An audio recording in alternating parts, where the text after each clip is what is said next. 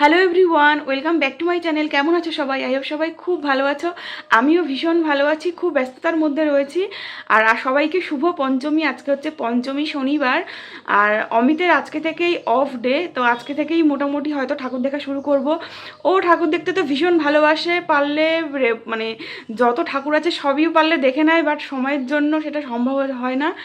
আর আমরা হচ্ছে কি তৃতীয়ার দিন একবার ভেবেছিলাম ঠাকুর দেখতে বেরোবো, অন্যান্য দিনগুলো মানে সময় হয়নি।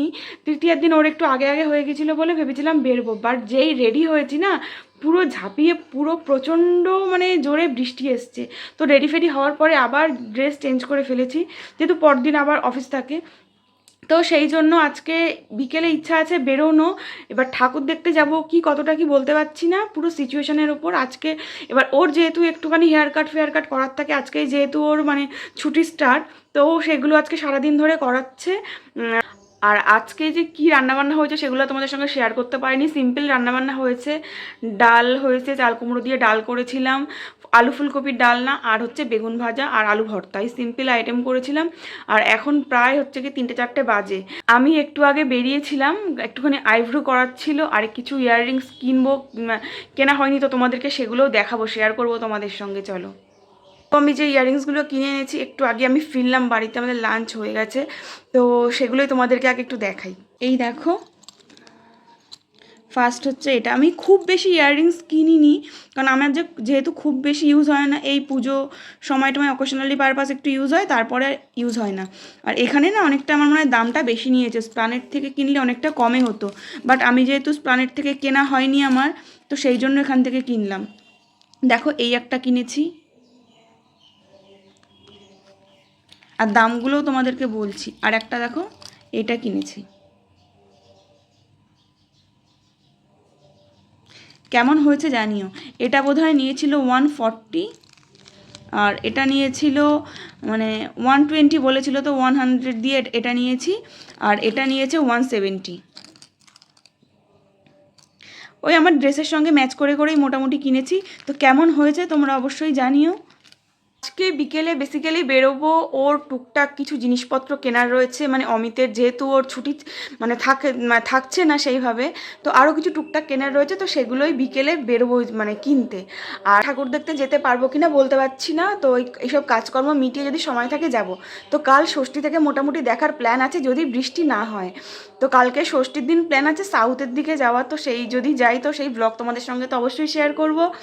আর যেহেতু নবমীর দিন আমরা ঘুরতে যাচ্ছি, তো কোথায় যাচ্ছি তোমরা কিন্তু গেস করো, গেস করে কিন্তু কমেন্টে অবশ্যই জানিও। আগেরবারও তোমাদেরকে বলেছিলাম যে কোথায় ঘুরতে যাচ্ছি, তোমরা কিন্তু গেস করে অনেকেই বলেছিলে ঠিক করে, মানে ঠিকটা বলেছিল, তো এবারও গেস করে বলো। আর আমরা যাচ্ছি নবমীর দিন, তো তোমাদের একটুখানি হিন্টস দিচ্ছি। তো আমরা যেখানে যাব সেটা বাঙালিদের খুবই একটা পছন্দের জায়গা, মানে সব বাঙালিদেরই ধরতে পারে খুব একটা পছন্দের জায়গা। তো তোমরা আগে আমাকে কমেন্ট করে জানিও, তো নেক্সট ব্লগে তোমাদেরকে জানাবো আমরা কোথায় যাচ্ছি। আর ঘুরতে যাওয়া নিয়েও আমাদের বড় একটা সমস্যা হয়েছে। আমরা যে টিকিট কেটেছিলাম, ট্রেনের টিকিট কেটেছিলাম, আমরা সেটা নিয়েও তোমাদেরকে নেক্সট দিন বলবো।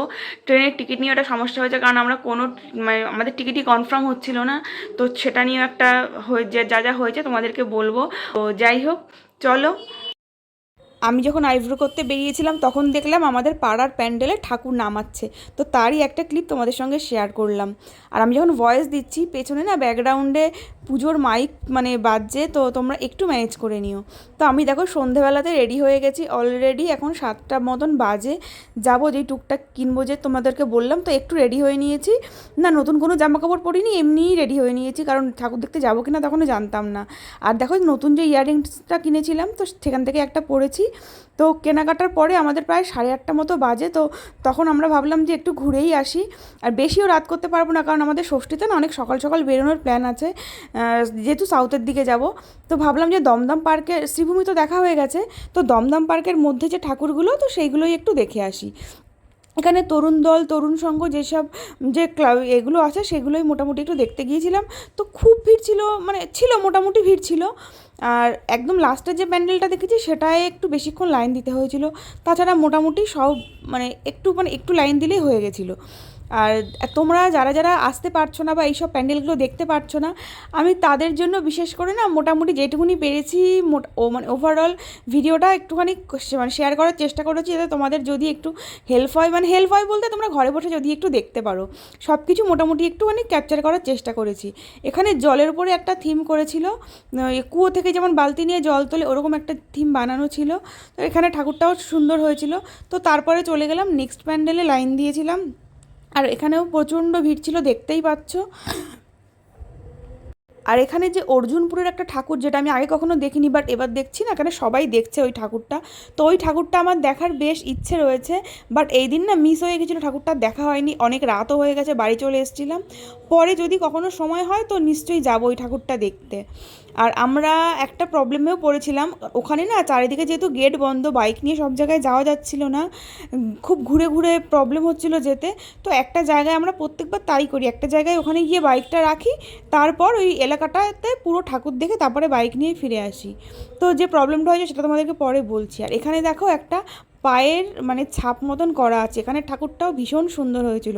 প্রত্যেকটা ঠাকুর প্রত্যেকটা মানে ঠাকুরের সঙ্গে প্রত্যেকটার কোনো তুলনাই নেই, প্রত্যেকটা নিজের নিজের মতন সুন্দর। তো তারপরে যেখান থেকে চলে গেলাম নেক্সট ঠাকুর দেখতে। এটা সব থেকে বেশি ভালো লেগেছিল ঠাকুরটা। আর এর মাঝখানে একটুখানি চাও খেয়েছিলাম, একটু আইসক্রিম খেয়েছিলাম। তো সেগুলো আর ভিডিও ক্লিপ তোমাদের সঙ্গে শেয়ার করা হয়নি। আর তোমরা কারা কারা এই ঠাকুরগুলো দেখেছো আমাকে কিন্তু কমেন্ট করে জানিও। এই ঠাকুরটা আমার দারুণ লেগেছে, বেশ ভালো লেগেছে, ঠাকুরটা এতটা সুন্দর ছিল। এখানে দেখো শিবের একটা ওরকম মানে লাইট দিয়ে একটা চক্রের করা ছিল, দারুণ লাগছিল। আর ঠাকুরটা দেখো পুরো সাইড থেকে ধোয়ার মতন মানে হচ্ছে। আশা করি মোটামুটি আমরাই হয়তো সবার শেষ, কারণ প্রথমা দ্বিতীয় তৃতীয়াতে আমি সব ইউটিউবে ভিডিও দেখছি, সবারই মোটামুটি দেখা হয়ে গেছে। তো আমরাই হয়তো সবার শেষে দেখছি। আর এটা ছিল একদম শেষ ঠাকুরটা। এই লাইনটাতে অনেকক্ষণ লাইন দিতে হয়েছে, লাইন টানছিল অনেক ধীরে ধীরে, আর সরু লাইন ছিল। তবে এই ঠাকুরটা বেশ ভালো লেগেছে। এটা শরদিন্দু বন্দ্যোপাধ্যায়ের যে গল্পগুলো তার উপরে বেস করে এই প্যান্ডেলটা তৈরি হয়েছিল। যে ব্যোমকেশের যে চরিত্রগুলো আমরা গল্পগুলো যারা যারা তোমরা দেখেছো জানো, আমি তো ব্যোমকেশ দেখতে ভীষণ ভালোবাসি, আর সব সিরিজ আমার দেখাও হয়ে গেছে, আর মানে সিনেমাগুলো দেখা হয়ে গেছে। তারই পুরো থিমে এই পুরো প্যান্ডেলটা করেছিল, ভীষণ সুন্দর হয়েছিল। আর দুর্গার প্রতিমাটাও এখানে না একদম ছোট্টর মধ্যে করেছিল, ওভারঅল অনেকটা জায়গা নিয়ে ভীষণই সুন্দর হয়ে লাগছিল। তো তোমরা দেখো, তোমাদের সঙ্গে মোটামুটি পুরোটাই যতটা পেরেছি আমি আস্তে আস্তে ধীরে ধীরে শেয়ার করার চেষ্টা করেছি। এই দেখো এখানকার দুর্গা প্রতিমাটা কিন্তু এই থিমেই, এই মানে পুরো যে তোমাদের এই গল্পের থিমের মতন করেই দুর্গা ঠাকুরটাকে করা হয়েছে, বেশ দারুণ হয়েছে। আর এখানে না একটা বইয়ের মতন ছিল, মানে এই যে বইটা যে লিখেছিল সেই বইয়ের মতন করে ছিল, এক একটা পেজ করে এক একটা লোক উল্টাচ্ছিল, এই দেখো উল্টাচ্ছে। তো সেগুলোও আমি অনেকক্ষণ দাঁড়িয়ে ক্যাপচার করার চেষ্টা করেছি, বেশ ভালোই লেগেছে এই প্যান্ডেলটা। দেখো এক একটা করে বইয়ের এভাবে উল্টাচ্ছে। তো এর মধ্যে তোমাদের কোন প্যান্ডেলটা ভালো লাগলো অবশ্যই কিন্তু কমেন্ট করে জানাতে ভুলো না।